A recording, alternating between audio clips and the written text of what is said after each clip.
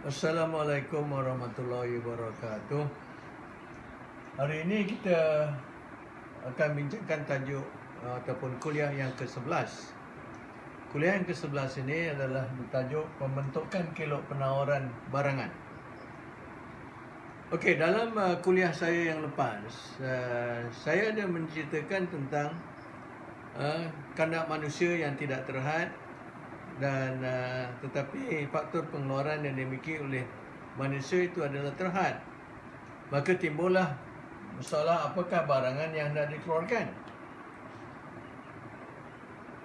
Ini masalah yang pertama sekali ini. Yang utama dalam ekonomi, apakah barang yang hendak dikeluarkan. Dan telah dibincangkan dalam yang lepas, dalam kuliah yang ke-10, saya menunjukkan bahawa syarat satu barangan itu yang dikeluarkan mestilah wujud permintaan ke atas barangan tersebut. Kalau tak ada permintaan, tak adalah barang itu akan wujud, bukan? Ini kelakuan kita, saudara-saudari. Jadi, dan kita telah ditunjukkan, ataupun saya dah terangkan bahawa daripada syarat yang pertama ini, iaitu permintaan mestilah wujud, kita dapati bahawa kilog permintaan bagi satu-satu barangan yang biasa, yang biasa adalah mencurun ke bawah daripada kiri ke kanan. Ini kuantiti, ini harga. Dan hukum permintaan mengatakan bahawa kalau harga tinggi, kita minta kuantiti sedikit. Kalau harga rendah, kuantiti yang kita minta tinggi. Jadi dia mencurun ke bawah daripada kiri ke kanan. Ini adalah hukum permintaan. Jadi saudara-saudari tidak perlu hafal, tapi mesti faham. Kerana ini kelakuan kita. Ini kelakuan kita wujud ke kilog permintaan yang mencurun ke bawah daripada kiri ke kanan. Kenapa dia demikian? Kerana tingkah laku manusia ataupun pengguna adalah untuk menyelesaikan kepuasan. Apa itu kepuasan? Iaitu tingkat kebajikan mereka. Faham tu? Jadi syarat ini mesti ada. Tetapi kalau ada syarat ini tapi tidak ada orang yang menawarkan, boleh barang itu wujud? Tidak boleh. Jadi syarat yang kedua,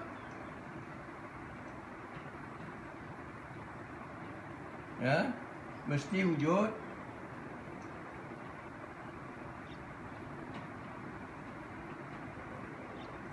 penawaran barangan tersebut.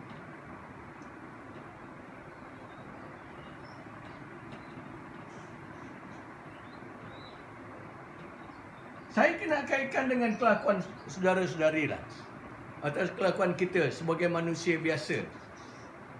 Seperti yang katakan dulu bahawa manusia ini boleh bertindak sebagai pengguna. Itu fungsi dia yang pertama. Yang kedua ialah manusia itu boleh bertindak sebagai usahawan, iaitu dia berniaga. Macam saudara-saudari berniaga, mungkin kalau setakat pelajar sekolah modal tidak ada, tidak banyak, dia jual goreng pisang lah. Nampak tu? Very simple. Tujuan mengulakan goreng pisang itu untuk apa? Sebagai pengusaha, apa tujuannya? Ialah untuk memaksimalkan keuntungan, bukan? Tidak ada orang yang berniaga dia nak rugi.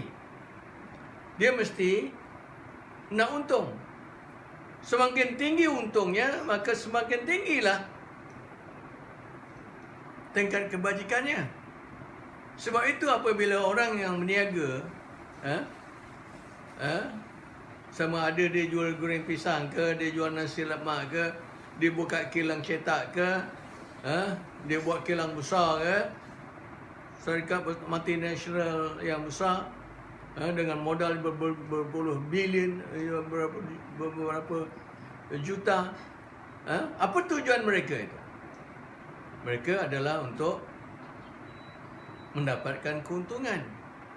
Jadi dalam hal ini apa yang kita nak tahu ialah apakah faktor yang menggerakkan dirinya untuk mengeluarkan satu barangan itu. Jadi saya sebut di sini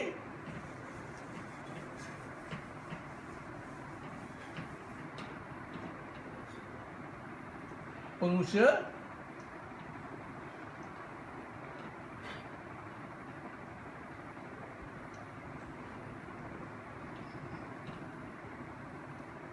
ataupun firma. Dalam ekonomi dipanggil sebagai firma.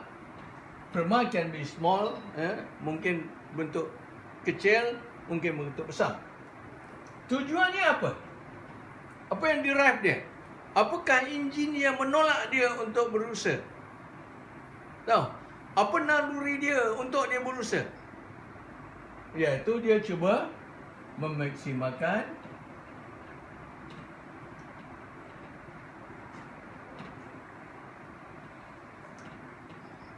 keuntungan.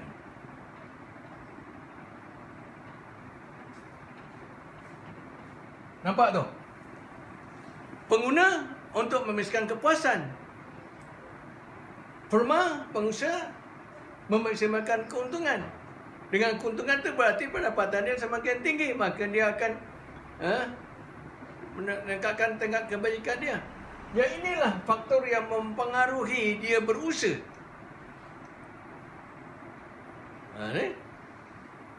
Saya ambil contoh tadi sebagai saudara-saudari nak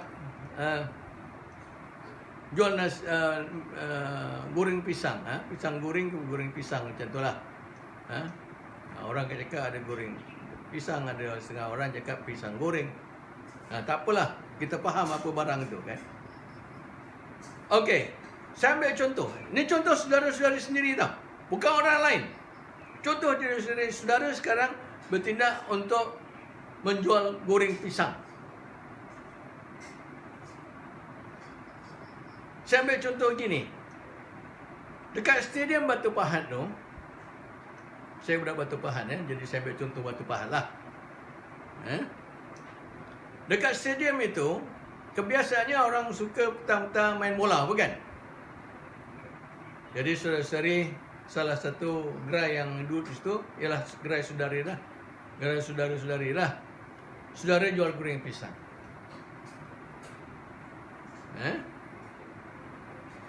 Apabila saudara jual goreng pisang, oleh sebab permintaannya tidak banyak, besar orang tidak ramai, bukan?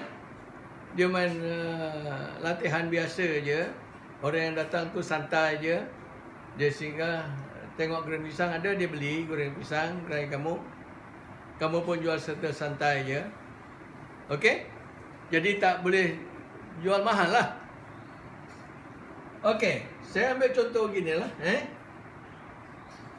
Apabila kamu menjual goreng pisang, grafnya sama harga, kuantiti.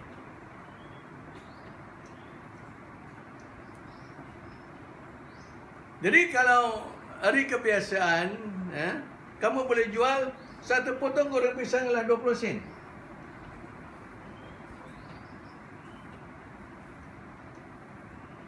Kamu dapat jual mungkin 2 kilo.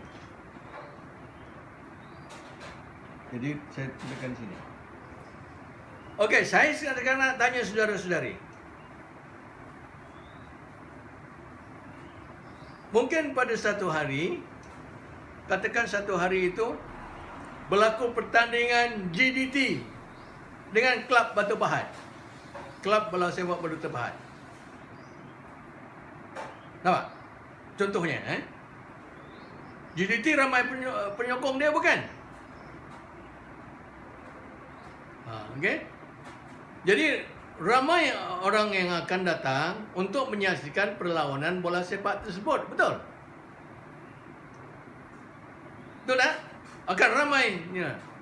Jadi orang yang ada dalam penonton dan juga pemain di dalam stadium itu akan menjadi ramai sekali. Apabila ramai yang datang itu, maka dia akan berbelanja, betul? Salah satu daripada yang dia nak makan ialah goreng pisang. Dia makan santai-santai. Duduk dekat bangku penonton tu, dia makan sikit-sikit. Betul? Apabila ramai penonton yang datang,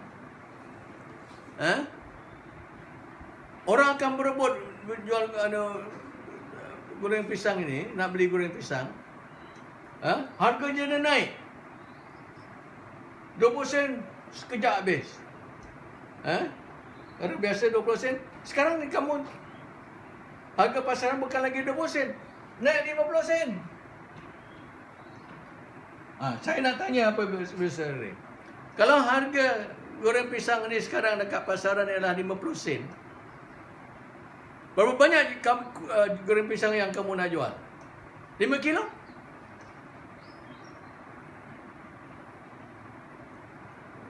5 kilo saja? Saya balik kepada motif kamu. Tujuan kamu jual goreng pisang apa?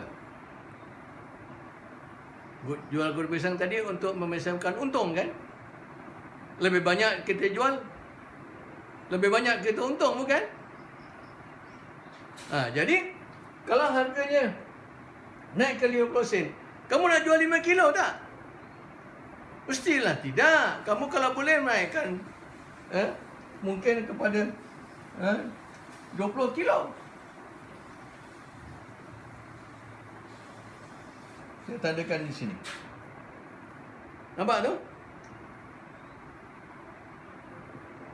Nampak? Ini naluri kita tahu, saudara-saudari. Bukan naluri orang lain. Kita gambarkan kita jual goreng pisang, ataupun kita jual air yang saudara-saudari boleh buat sendiri. Apa kelakuan saudara-saudari? Kelakuannya ialah semakin tinggi harga, semakin banyak kita nak jual. Kalau kita sambungkan dua titik ini, kita akan dapat 1 kilo yang bercurur ke atas daripada kiri ke kanan. Nampak tu? Ini adalah kilo penawaran.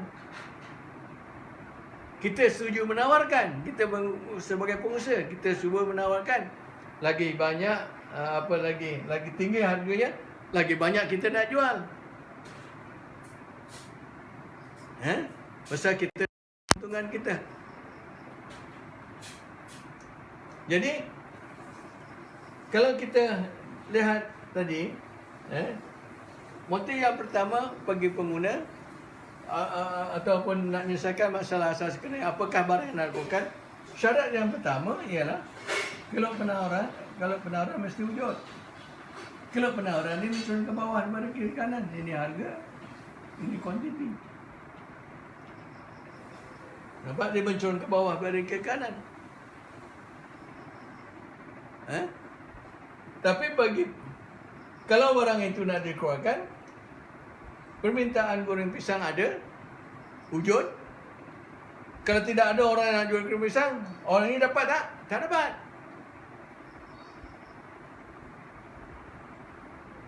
Jadi sekarang kita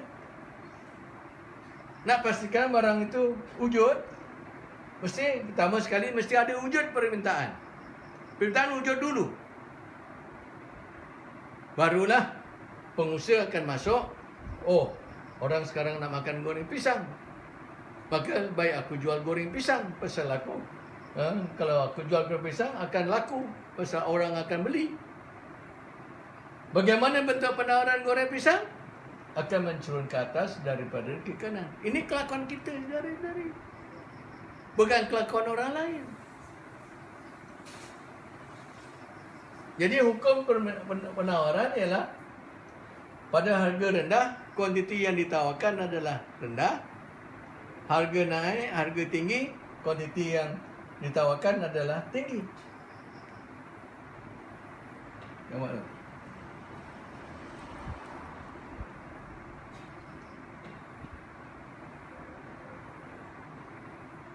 Harga rendah, kuantiti yang ditawarkan rendah. Dia mencurun ke atas daripada ke kanan. Dia sebaliknya bertentangan dengan kalau permintaan.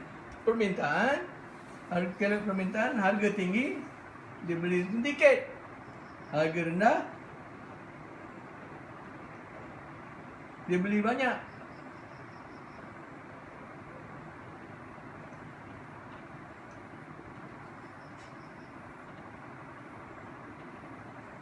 Nampak tu?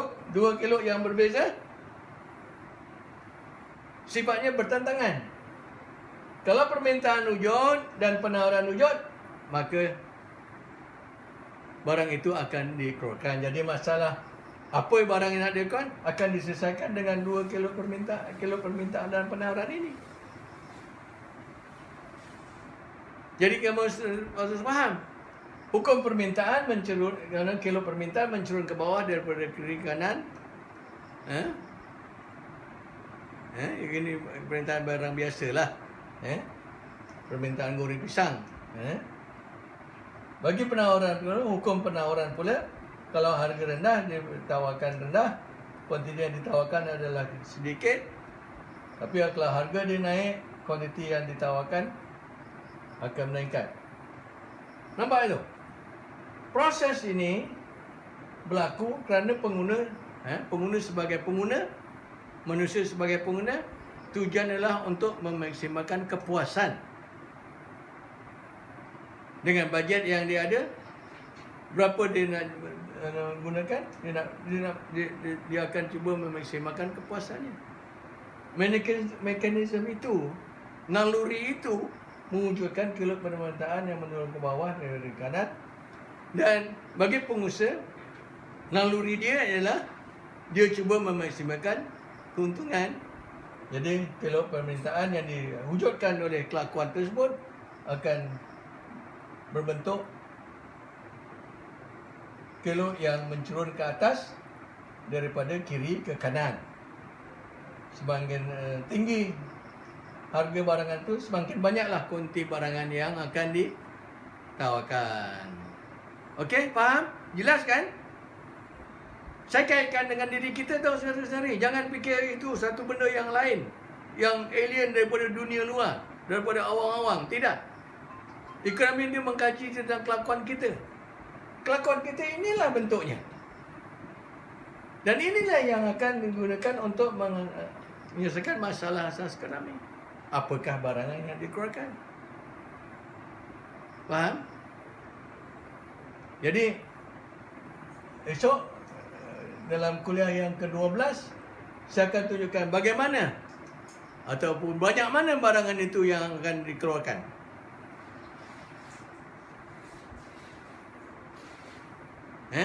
Dan itu ikuti kuliah saya yang ke-12 akan datang. Sekian, terima kasih.